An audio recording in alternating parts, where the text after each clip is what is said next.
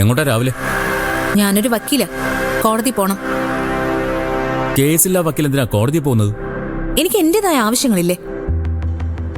വിഷ്ണു അകത്ത് കിടക്കല്ലേ, അവനെ പുറത്തിറക്കണ്ടേ? ഓ, അതിനാണോ നീ ഇപ്പൊ പോകുന്നത്? എന്നാ ഇപ്പൊ പോകണ്ട. അതെന്താ? ഇനി അത് എന്തിനാണെന്നും കൂടി ഞാൻ പറഞ്ഞു തരണോ? എടി, അവനെ പോലെ ഒരുത്തനെ സഹായിക്കാൻ നിനക്ക് നാണമില്ലേ? ഫ്രണ്ടായി പോയില്ലേ, സഹായിക്കാതിരിക്കുന്നത് മോശമല്ലേ? സംസ്കാരം എന്ന് പറയുന്നൊരു സാധനമുണ്ട്. അത് തൊട്ട് തീണ്ടിയിട്ടുണ്ടെങ്കിൽ നീ ഒരിക്കലും അവനെ സഹായിക്കില്ല. സാഹചര്യങ്ങളുടെ സമ്മർദ്ദം കൊണ്ട് പലരും പല ക്രൈമുകളിലും പെടും. അതുപോലൊരു ക്രൈമിലല്ല ഇവൻ പെട്ടത്. ബോധപൂർവം ഇവൻ മറ്റൊരാളുടെ ഐഡന്റിറ്റി ഉപയോഗിച്ച് എല്ലാവരെയും പറ്റിച്ചു. കക്ഷികളെ മാത്രമല്ല, കോടതിയെ, ഈ നാട്ടിലെ നിയമവ്യവസ്ഥയെ. നമ്മൾ വക്കീലന്മാർക്കെതിരെ പ്രവർത്തിച്ചവനവൻ. അവനെ രക്ഷിക്കേണ്ട ഒരു ബാധ്യതയും നിനക്കില്ല. നീ അത് ചെയ്യാൻ പാടില്ല. ഞാൻ ചെയ്യും. ഞാൻ ഭാര്യയായിട്ടിരിക്കെ വേറൊരു പെണ്ണിനെ മനസ്സിൽ കൊണ്ട് നടക്കാം. അതില് സംസ്കാരത്തിന്റെ പ്രശ്നങ്ങളൊന്നുമില്ല. എന്നെ എത്തിക്സ് പഠിപ്പിക്കാൻ വരുന്നതിന് മുൻപ് സ്വയം അതിന് യോഗ്യത ഉണ്ടോന്നൊന്ന് ചിന്തിക്കും. ഞാൻ ചെയ്യുന്നത് തെറ്റാണെന്ന് എനിക്ക് ഒരിക്കലും തോന്നിയിട്ടില്ല. ദേവികയുമായിട്ടുള്ള കല്യാണം നുണ പറഞ്ഞു പൊളിച്ച് ആ സ്ഥാനം തന്ത്രപരമായിട്ട് കൈയടക്കലോ നീ ഒരു ദയ അർഹിക്കുന്നില്ല. ഞാൻ പറയുന്നത് അനുസരിക്കാത്തിടത്തോളം കാലം സിദ്ധോട്ടം പറയുന്നത് ഞാനും അനുസരിക്കില്ല. അതിനെനിക്ക് ബാധ്യതയില്ല. ആദ്യം നല്ലൊരു ഭർത്താവാൻ നോക്ക്, എന്നിട്ട് മതി വക്കീല് ചമയല്. വിഷ്ണു എന്റെ ഫ്രണ്ടാ. അവനെ സഹായിക്കാൻ വേറെ ആരുമില്ല ഞാനല്ലാതെ. ഞാൻ സഹായിക്കും, സിദ്ധുവേട്ടൻ എതിർത്താലും ഇല്ലെങ്കിലും.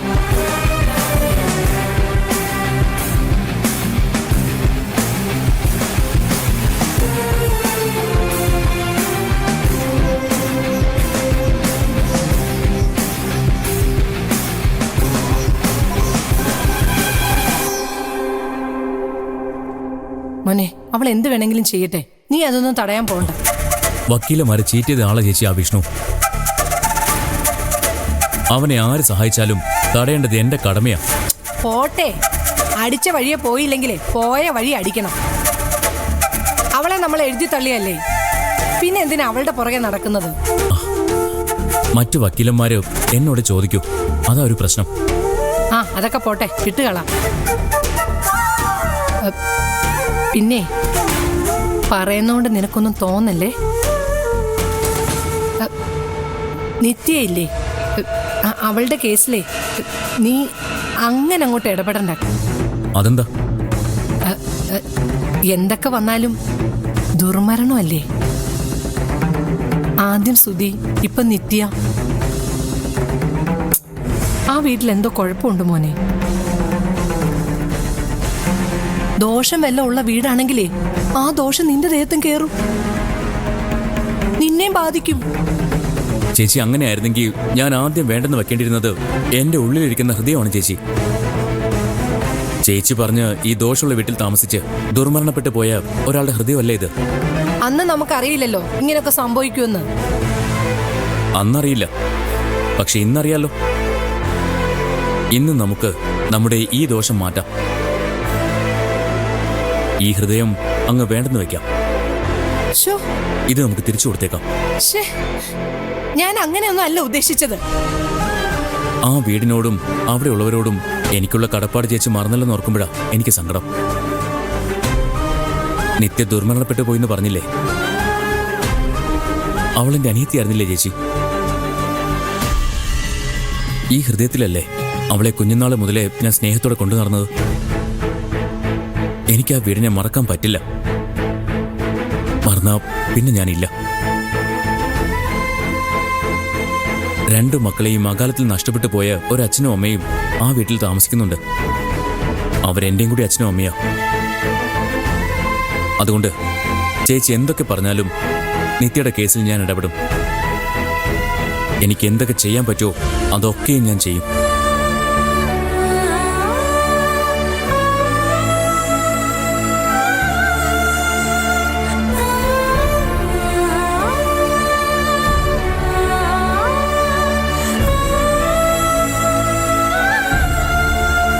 എന്നാലും മോശമായി പോയി പ്രേമേ, കുഞ്ഞളീനോട് അങ്ങനെ പറഞ്ഞത്. ഇതേ കാര്യം മുമ്പൊരിക്കൽ നീ എന്നോട് പറഞ്ഞിരുന്നതല്ലേ? അന്ന് തന്നെ ഞാൻ നിന്നോട് അതിനുള്ള മറുപടിയും പറഞ്ഞിരുന്നതല്ലേ? അതോടെ അത് മനസ്സിൽ നിന്ന് വിട്ടിട്ടുണ്ടാവുമെന്നാണ് ഞാൻ കരുതിയത്. എവിടെ എത്ര ശ്രമിച്ചിട്ടും അത് എൻ്റെ ഉള്ളിൽ നിന്ന് പോകുന്നില്ല. അതാ ഞാൻ അങ്ങനെയൊക്കെ പറഞ്ഞത്.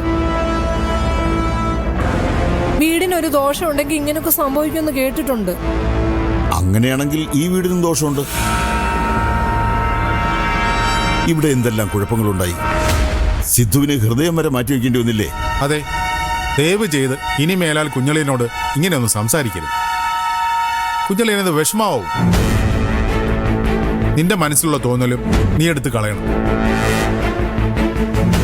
സുധിയുടെ വീടിനോ അവിടെ ഉള്ളവർക്കോ ഒരു പ്രശ്നവുമില്ല. മനസ്സിലായോ? മനസ്സിലായോന്നും?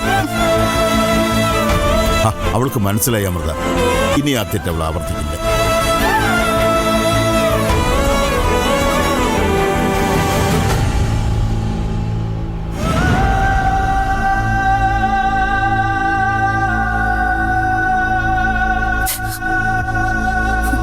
അമ്മേ, ഞാനൊന്ന് പുറത്തു പോയിട്ട് വരാം.